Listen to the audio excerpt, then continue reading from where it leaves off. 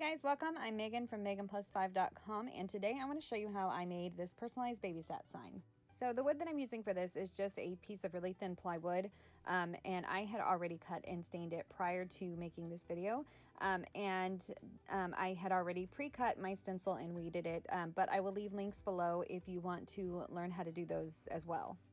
So you want to apply your transfer tape to the front of your stencil first. Obviously sticky side down, you want it to stick to your stencil. And then you'll need a vinyl squeegee. If you don't have a vinyl squeegee, like a plastic rewards card works really great for this too. So once your transfer tape is on there, you just want to smooth it out with your hands, flip it over, and then use your vinyl squeegee to smooth it out. So that way you get all the air bubbles out of there. And you want to remove the paper backing. Be sure that you're leaving the transfer tape and the stencil still adhered together, and then just slowly roll off that paper backing from your stencil. And then flip it over and position it where you want it to go on your wooden sign. Once you're happy with the placement, do the same thing. Smooth it out with your hands, and then use your vinyl squeegee or plastic rewards card, and then smooth out even more so that you don't have any air bubbles in there. And after you've smoothed out most of those air bubbles, then you can remove the transfer tape. So you start at one corner and then slowly start to roll off the transfer tape away from the stencil. This next part I'm actually doing a little bit out of order on here.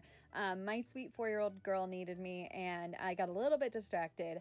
But the first thing that you want to do is to take an X-Acto knife and make like a little cut mark anywhere that you see a big air bubble in there. And that way when you make that cut mark,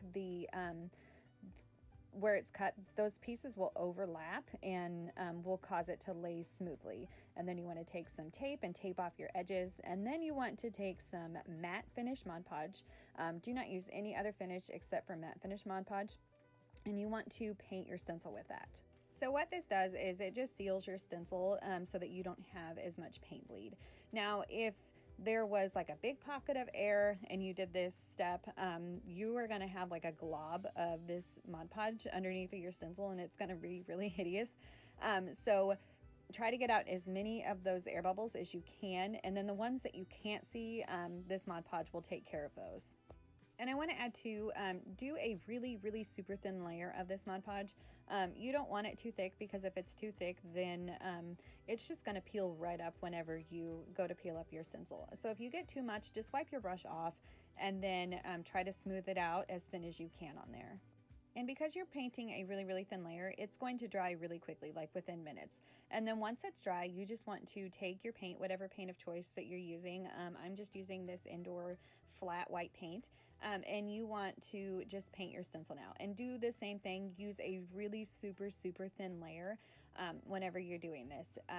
So there's two reasons why you do this. One, it dries really fast. And two, if you get your paint layers, whether it's your Mod Podge or your actual paint, too thick, then when you peel up your stencil, your design is going to peel up with it.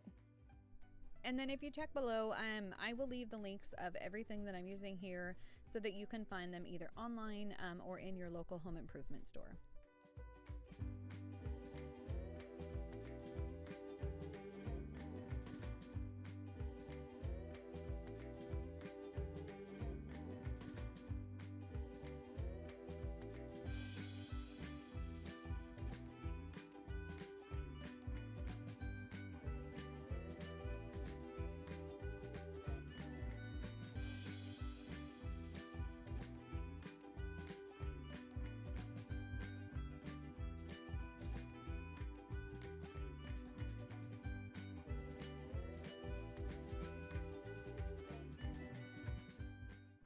So you want to still be able to see your base coat through your paint.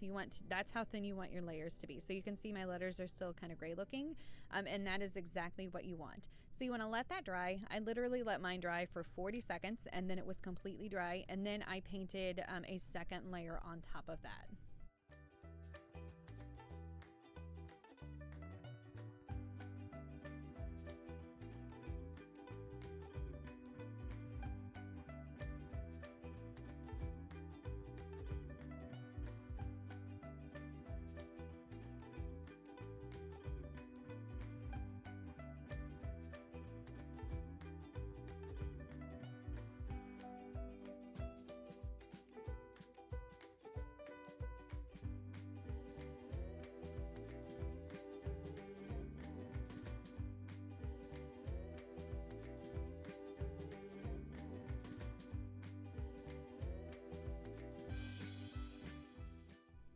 And then once I have my second coat of paint on there, I peel my stencils up while they're still wet. So I take the masking tape off first because I don't want it to fall off and then drop down onto my freshly painted wooden sign. And then I start at one corner of my stencil and then I just peel it up. Using an X-Acto knife is super helpful for this. You just want to be sure that you're not gouging the wood underneath of it. So just like try to lightly get underneath the stencil and then lift it up.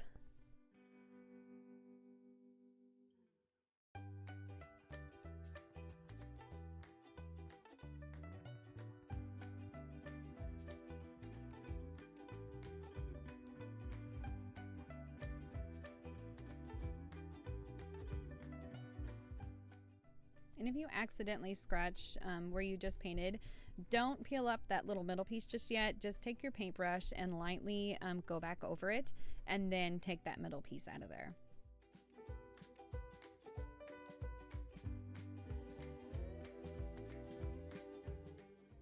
I hope that you found this tutorial helpful. I know painting wood signs, especially when you're first starting out, can be really frustrating, and it took me a ton of trial and error to get to the point where I am, and not only in my business but in helping others, teaching them how to paint wooden signs too. So if you did find this video helpful, please be sure to give this video a thumbs up and then don't forget to hit that subscribe button. And if you head over to meganplus5.com, you will find so many more tutorials and a little sprinkling of the mama frugal life that I live. So thank you so much for watching, guys. I truly appreciate you being here. Bye.